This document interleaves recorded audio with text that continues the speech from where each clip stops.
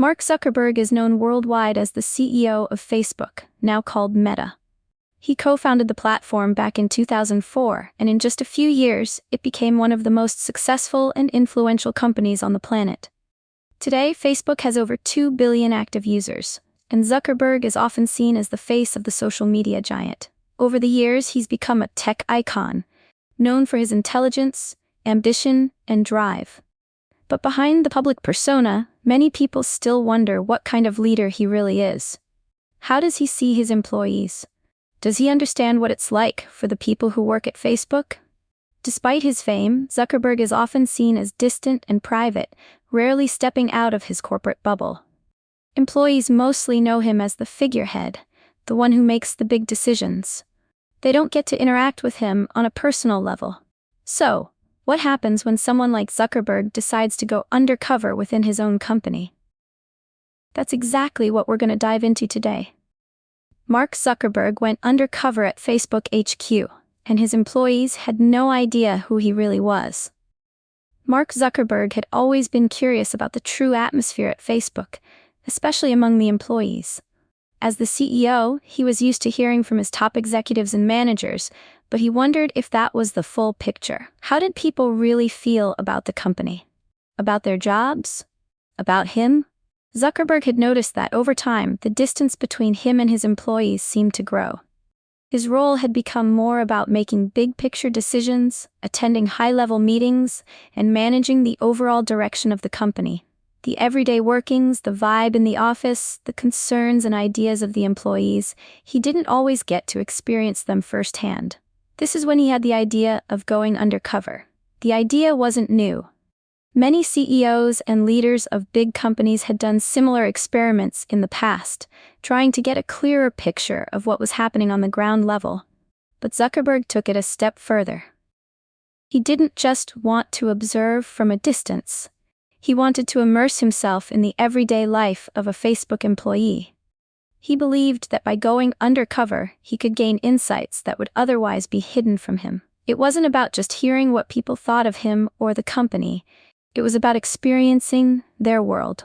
Zuckerberg wanted to see how employees felt about their work environment, their leaders, and the future of Facebook. It was a bold move, and as he prepared for it, he knew it would come with risks. But he believed it was a necessary step to understand the true heart of the company he had built. Mark Zuckerberg knew that if he was going to pull off this undercover operation, everything had to be planned carefully.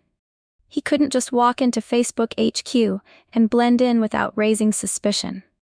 He needed a completely new identity, one that wouldn't draw attention and would allow him to observe the company from the inside without anyone realizing who he was. The first step was choosing a fake name. Zuckerberg decided to go by Dave, a typical name that wouldn't stand out in a tech environment. He also needed a backstory, something that felt real but wasn't too complicated. Dave was someone who had recently graduated from college and was eager to start a career at Facebook. He had some basic tech skills, enough to get by in the company, but not enough to be seen as someone with special connections. The goal was for his coworkers to think of him as just another employee, not someone important. Next came the logistics of how to dress and act. Zuckerberg, known for his casual style, would have to tone down his usual look.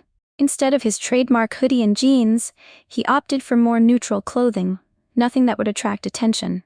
He also practiced altering his mannerisms. His goal wasn't to stand out, but to fit in with the other employees at Facebook. He didn't want anyone to recognize his voice, his walk, or even his way of speaking. The people who helped him set up the operation were trusted members of his inner circle. They made sure his disguise was convincing and even helped him get the necessary access to the office without raising any red flags. The plan was to have Zuckerberg come into the office like any other new hire, without any fanfare or special treatment. Of course, there was the challenge of keeping this secret from the senior executives, who knew what Zuckerberg looked like all too well.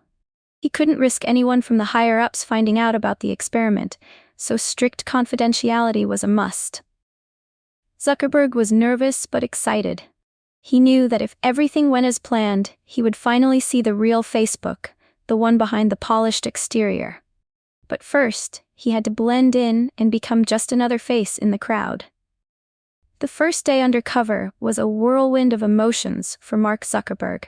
As Dave, he walked into Facebook's headquarters, trying to blend in with the other employees. He wore a simple, unassuming outfit and kept his head down, hoping no one would notice him. The office was buzzing with energy, employees typing away at their desks, chatting in break rooms, and gathering in small groups for meetings. Zuckerberg's heart raced a little. This wasn't just any office, it was Facebook, a company he had built from the ground up. But today, he wasn't the CEO. He was just another employee trying to find his place in a massive tech company. The first few hours were awkward. He was introduced to a few coworkers and quickly realized how different things were from what he had imagined. It wasn't like the polished boardrooms or meetings with top executives. People were open and casual, but also consumed by their own work. No one paid special attention to him, which was exactly what he wanted. However, the anonymity also made him feel a bit invisible. As the day went on, Zuckerberg observed the office culture closely. He watched how employees interacted, what they talked about, and how they moved through their day. Some were focused and determined, while others seemed distracted, scrolling through their phones or chatting with friends. It was a far cry from the high-stakes meetings Zuckerberg was used to. Here, there was no pressure to be perfect. It was more about getting the job done and feeling part of something bigger. Zuckerberg had also been nervous about how people would treat him. He wondered if they'd pick up on something unusual about Dave. But everything seemed fine. No one seemed suspicious. Most of his interactions were casual, even friendly. Some employees joked around, others asked him about his previous experience or what department he was working in. He answered as best as he could, trying to keep things light and not reveal too much. Despite the calm on the outside, Zuckerberg couldn't help but feel like an outsider. He wasn't part of the inner circle, and there was no way of truly understanding what people thought of him unless he kept observing. The day was long, and by the end of it, he was both exhausted and eager to see what tomorrow would bring. As Dave, Mark Zuckerberg spent the next few days getting to know his coworkers better. He was determined to gain their trust and learn what they really thought about Facebook, their work, and even him, without anyone suspecting who he was. He started by talking to people casually, asking them about their roles and how they felt about their work. Most employees were happy to chat and share their experiences, especially with a new guy like Dave. They seemed to appreciate his genuine interest, and little by little they started opening up. Zuckerberg listened carefully to everything: what they liked about the company, what they didn't, and what they hoped for the future. One of the most surprising things he learned was how much employees cared about the company. Many of them were passionate about the work they did, even if they were frustrated at times. They spoke about Facebook's mission of connecting people and how proud they were to be part of something so influential. But as he talked to more people, Zuckerberg began to hear whispers of dissatisfaction. Some employees felt disconnected from the company's mission. They spoke about how it had changed over the years, becoming more about profit and growth than the original idea of bringing people together. Others mentioned their growing frustration with the pressure to keep up with constant changes in the company's direction, especially with the move towards virtual reality and the metaverse. They missed the days when Facebook felt more like a small, personal company. Zuckerberg couldn't help but feel a little sting as he listened. These were the people who had built Facebook with him, and now they seemed uncertain. They felt like the company had lost its way. He had always seen Facebook as a place of opportunity and innovation, but hearing this from employees made him realize how much they had struggled with the changes. He also found moments of genuine connection, employees who loved the work environment and felt supported by their teams. These conversations were a relief. They reminded him that not everything was lost. But the more Zuckerberg learned, the more he realized how complex and divided the company had become. As the days passed, Mark Zuckerberg found himself in moments of real reflection. He had come into this undercover operation hoping to learn more about his employees, true feelings, but he didn't expect the rawness of what he would hear. There were moments that truly surprised him. One afternoon, he was sitting in a small break room, sipping coffee, when a group of employees gathered nearby. They were talking about the pressures they faced at work, the long hours, and the constant push to be more efficient. One of them joked about how it seemed like no one in leadership really understood what was happening on the ground. "It feels like they're just trying to stay ahead of the next big thing," one employee said. "But they have no idea what we're dealing with day to day." Zuckerberg kept quiet, not wanting to interrupt, but the conversation stuck with him. The employee wasn't the only one who felt this way. Over the next few days, he noticed a growing sense of frustration. There were employees who felt that leadership, himself included, was out of touch with the real problems in the company. They talked about deadlines that didn't make sense, about changes in direction that left teams scrambling, and about the difficulty of keeping up with the company's ever-evolving goals. But it wasn't all negative. He also had moments of connection that took him by surprise. There was a developer he spoke to who had been with Facebook for nearly 10 years. The developer talked about how proud they were of the product they had built together and the way it had changed the world. "Facebook's not perfect," they said, "but it gave me a chance to work on something that mattered. That's something special."